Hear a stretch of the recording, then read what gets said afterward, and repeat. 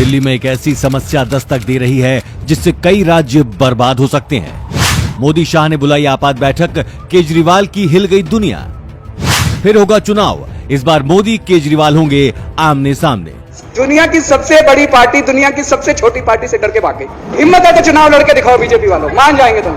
अब केजरीवाल मोदी को आंख नहीं दिखा पाएंगे। जैसे ही चुनाव के बाद केजरीवाल ने बीजेपी को ललकारा और कश्मीर फाइल्स फिल्म का मजाक उड़ाया, वैसे ही बीजेपी ने केजरीवाल को चारों तरफ से घेर लिया।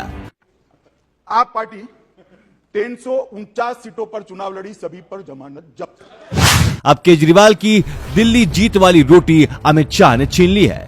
राजनीति के चाणक्य ने ऐसा खेल रचा कि केजरीवाल को आने वाले एमसीडी चुनावों में कोई भी रास्ता नजर नहीं आ रहा।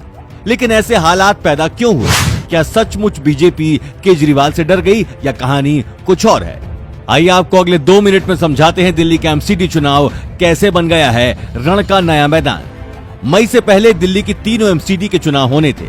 अगर नया वाला बिल पेश नहीं होता तो तीनों निगमों के लिए अलग अलग मेयर चुने जाते और 272 सीटों के लिए चुनाव होते। लेकिन इस नए बिल में ऐसा क्या है कि चुनाव टल गए हैं? दरअसल बीजेपी की राजनीति समझने वाले राजनीतिक पंडित कहते हैं कि बीजेपी पहले घेरती है, फिर प्लान बनाती है और उसके बाद अपनी संसदीय ताकत का प्रयोग करती है। अगर तीनों नगर निगम एक होंगे तो मेयर भी एक ही होगा और फिर उसका पावर भी दिल्ली के मुख्यमंत्री के बराबर ही होगा। इसी पावर पॉलिटिक्स के चलते 10 साल पहले शीला दीक्षित ने नगर निगम को 3 हिस्सों में बांट दिया था और अब यही पॉलिटिक्स बीजेपी करने वाली है। दिल्ली के 3 एमसीडी पूर्वी दिल्ली, उत्तरी दिल्ली और दक्षिणी दिल्ली नगर निगम अब एक हो जाएंगे। नए नियम से अब मेयर सिर्फ सदन की अध्यक्षता करेंगे। पैसों का मसला कमिश्नर साहब के पास होगा।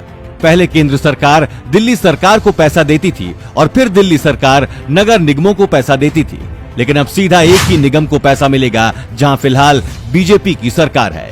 दिल्ली सरकार और एमसीडी का विवाद खत्म हो जाएगा। यानी मोदी सरकार ने डीबीटी यानी डायरेक्ट बेनिफिट ट्रांसफर का प्रयोग दिल्ली में कर दिया है।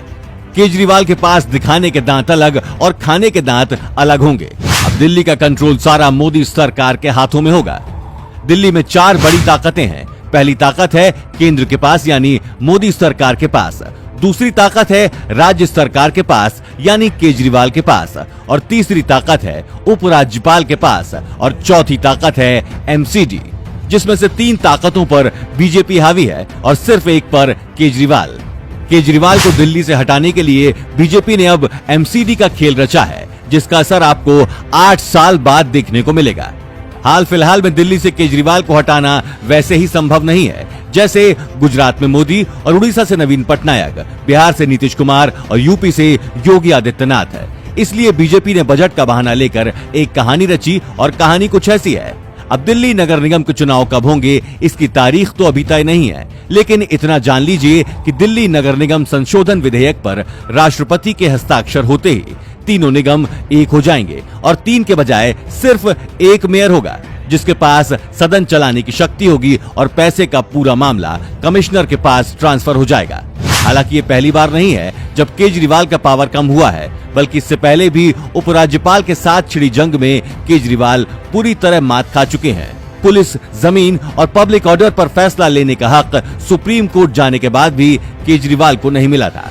दोस्तों, अगर केजरीवाल आपके राज्य में चुनाव लड़ने आते हैं तो आप उनको वोट देंगे या नहीं? अपना जवाब हाँ या ना में लिखकर जरूर बताएं और इस वीडियो को शेयर जरूर करें। धन्यवाद।